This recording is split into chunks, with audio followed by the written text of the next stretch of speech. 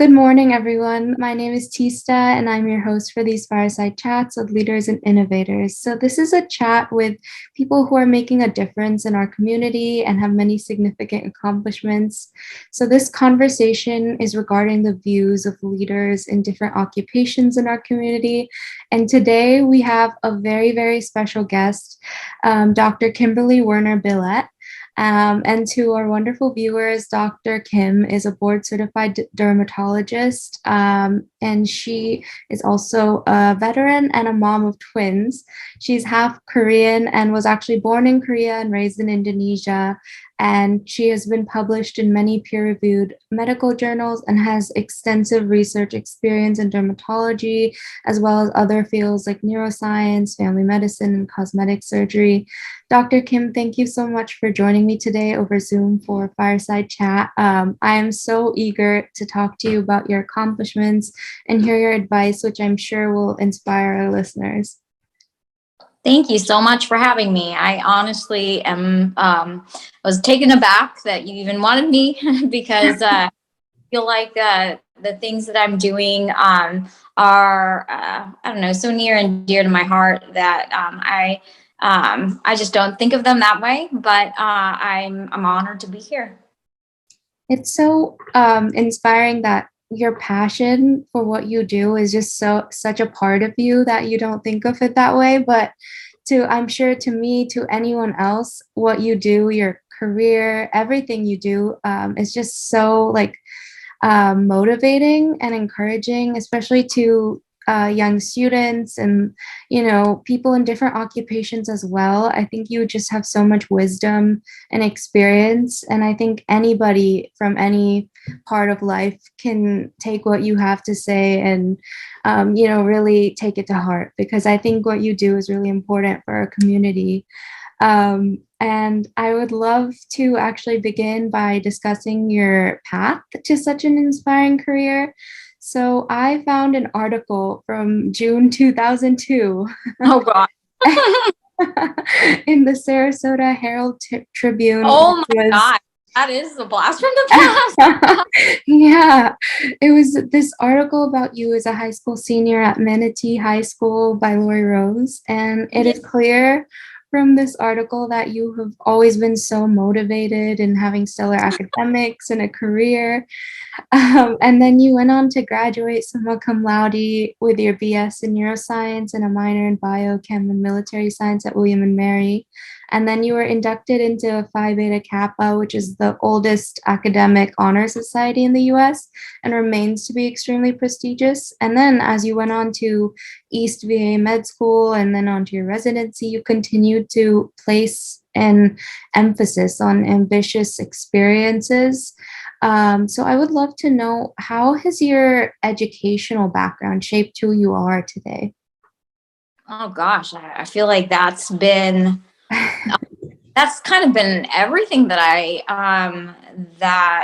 I had been so consumed with for the longest period of time. I feel like that shaped almost 100% of who I was and am for the longest time, because I was so focused on my goals of becoming a physician and my career and everything that would get me to that point. And so, I knew I wanted to be a doctor from the time that I was, chasing my brother around with a stethoscope. So, so it's been a long time in the making, but I feel like, the academic pursuits, my interest in medicine has driven me for so long that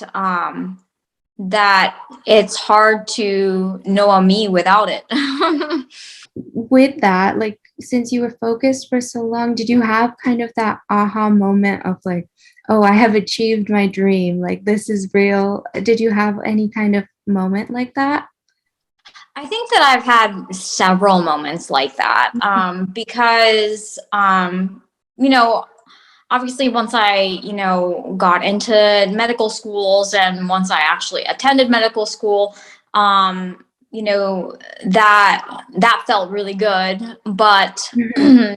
um, but then it was okay. Well, I still need to graduate and actually become an MD. And so once I Mhm. became a doctor, the graduation day, of course, was a very momentous moment when I could reflect on the things that I had accomplished. But even then, it was like, well, are you really a doctor though until you finish your residency, pass your boards, this and that. And so, Mhm. all of these little mile markers have been wonderful because they've told me that I'm well on my way, but and they've allowed me to be proud of how far I've come. But I knew that there were still things to be done, things to accomplish, and there still are so many things to accomplish, things I want to do, not only for myself, but now to make sure that I inspire my little girls and let them know that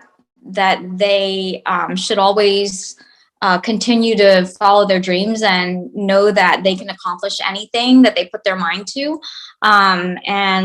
So now more than ever before, it's important to me to continue to reach out and try to follow those goals. But yeah, there have been several aha moments as you described them where I feel like, oh, okay, well, I'm actually doing it.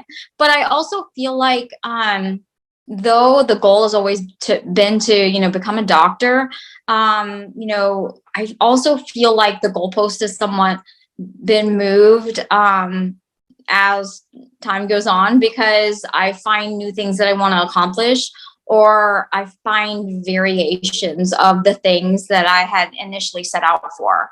If that makes sense. It does, yeah. And I'm sure your daughters, how could they not be so inspired with a mom like you to, keep having dreams and goals and Wait, follow them? you give me way too much credit, but I appreciate. No, I think you could keep having more credit and still not have enough because of all you've done. But I do want to ask about, you know, how you have been raised internationally. I wonder how has that had a impact on like your worldview of medicine and the importance of healthcare?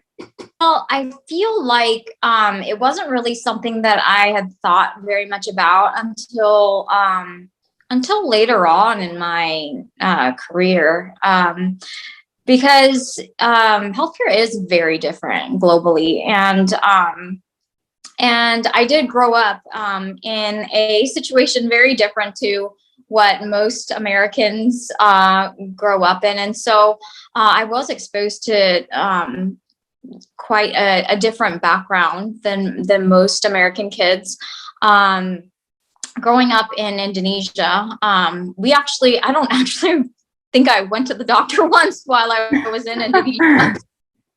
It's luckily we were healthy kids for Mhm. one, but also, it's just you really just didn't go unless something really bad was going on, because access, especially for expatriates, was not as readily available, which actually did have me considering at several points in my career if before I actually got married, I very seriously considered, trying to practice abroad. Mm. Um, I thought I thought it would be a wonderful way for me to um, increase that access to healthcare that is obviously a need.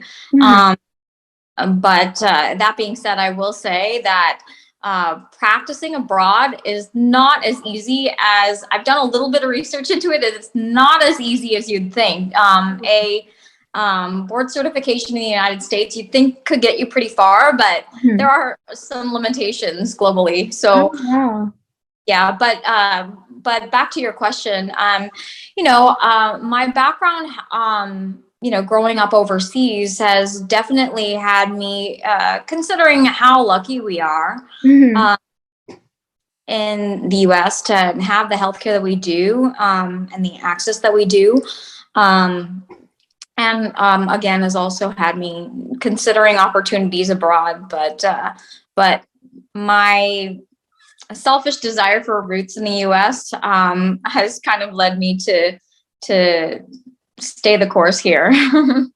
Well, yeah, I mean, I completely agree that the healthcare and medicine we have access to here is so, you know, amazing, and we are so lucky to have it. And I think it's really cool that you did want to look into, doing medicine abroad, because I mean, that is something that I never thought about, where you study in one place and then you'd want to practice somewhere else. But I think you're completely right with the whole strata of how much healthcare is different in different places around the world. And I know that any country could use such advances in healthcare that in each sector of research that we have in the US, I think that each country could use the research that we do here as well. And I'm glad that there are healthcare physicians like you who are thinking about countries and thinking about the impact that the world has had through medicine. Thank you for sharing that. I also wanted to ask you, you had previously mentioned that you have always been interested in medicine, but you were actually interested in a few different fields. Could you please talk about which fields you were interested in and why you fell in love with dermatology? Oh my gosh. So that's almost embarrassing, but at the same time, I feel less embarrassed by how scatterbrained I was with my choice and specialty initially, because I hear that it's a very common theme for many pre-med and medical students, that, as you study different fields, that you start to, gain interest in one more than the other. And so I will admit, obviously, I was a neuroscience major, so I started out very interested in neuroscience, and thus neurosurgery, and then, gosh, I will tell you that I, at some point, had considered, let's see, cardiology, plastic surgery, ENT. Oh, wow. Yeah. And so to give myself a little bit of credit, there are some common themes there. With the plastic surgery and ENT, as with dermatology, there is quite a nice mix of surgical procedures. But ENT surgical procedures, I got to tell you, some of them are some humdingers. They will, last for 12 hours. I hope you have a large bladder, because some of those are lots of time. And I'll be honest, a big deterrent was that for derm surgeries, you never have to wait for anesthesia. Sorry, anesthesia, but I am so sick of waiting.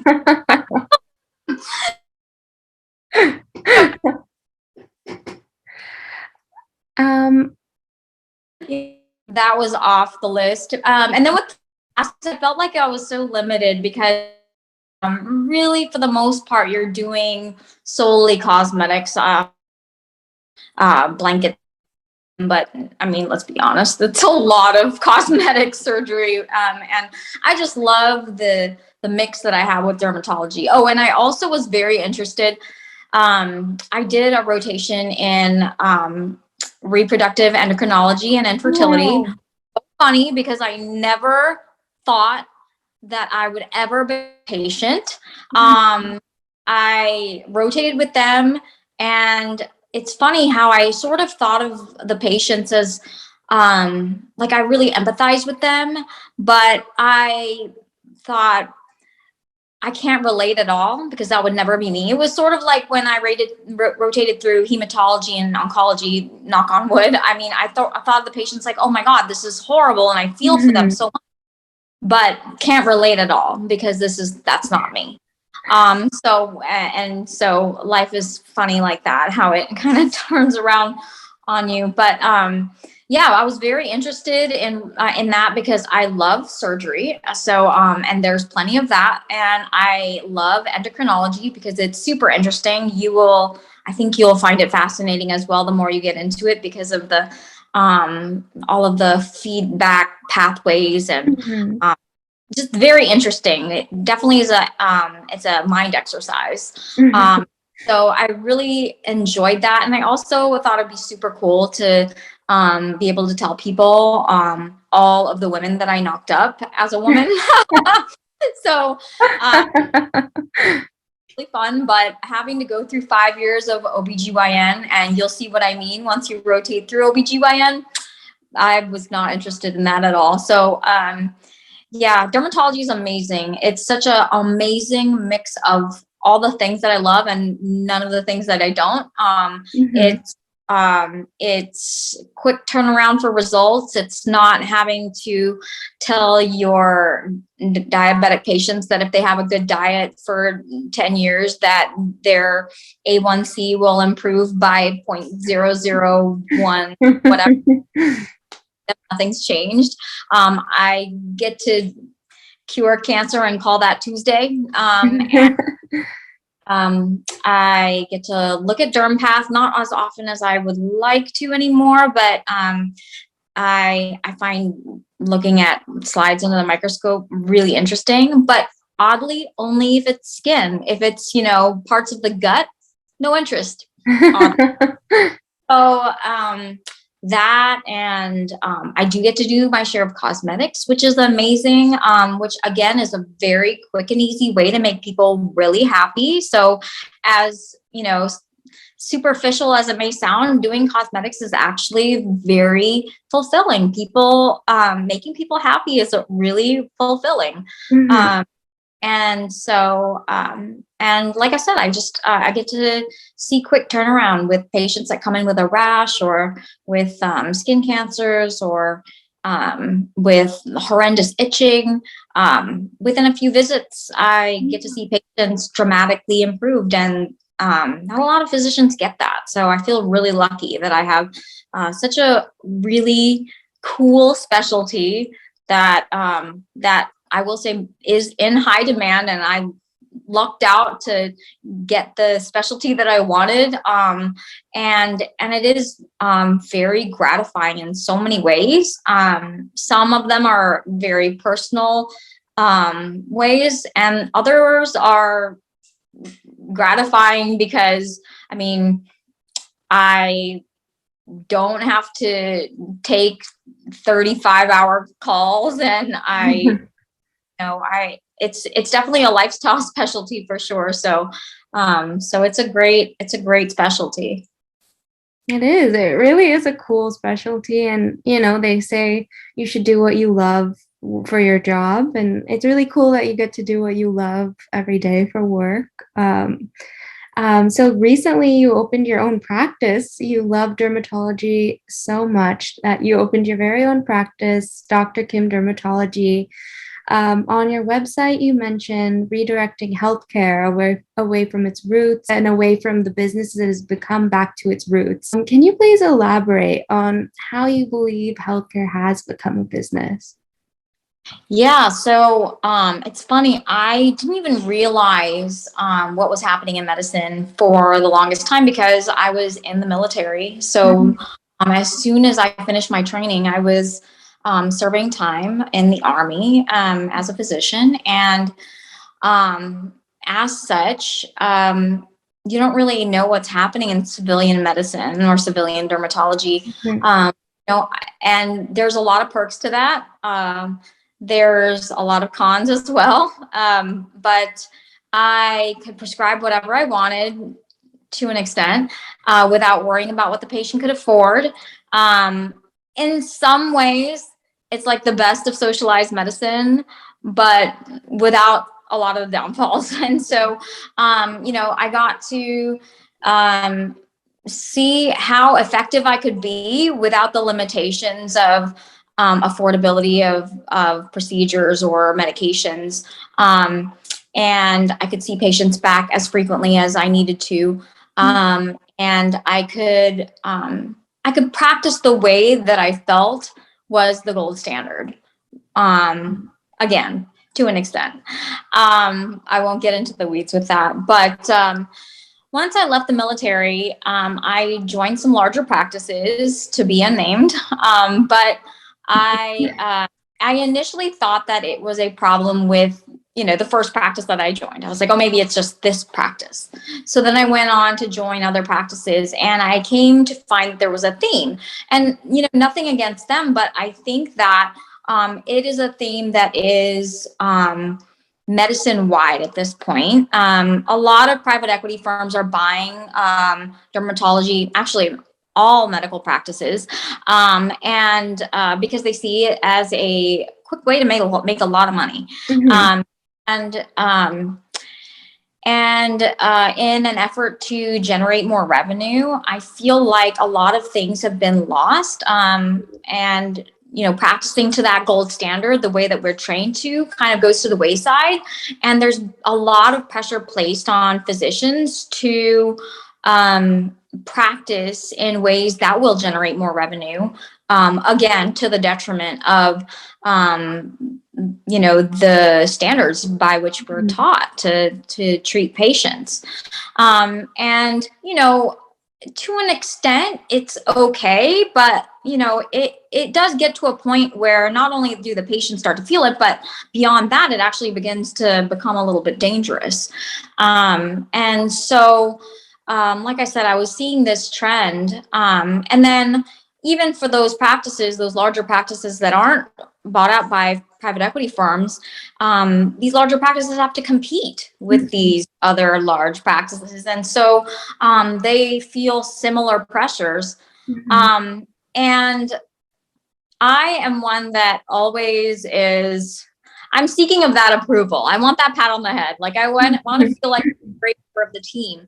And it was really grinding against me to feel like I never was getting that, even though I was doing what I was trained to do. I was doing wanting so badly to get patients feeling better, make patients feel important, make them feel like, I made their time worth it. I never want someone to come in and feel like they wasted their time and money to see me. So I realized after a lot of discussion with colleagues and a lot of, reflection that the only way for me to practice freely would be for me to open my own practice.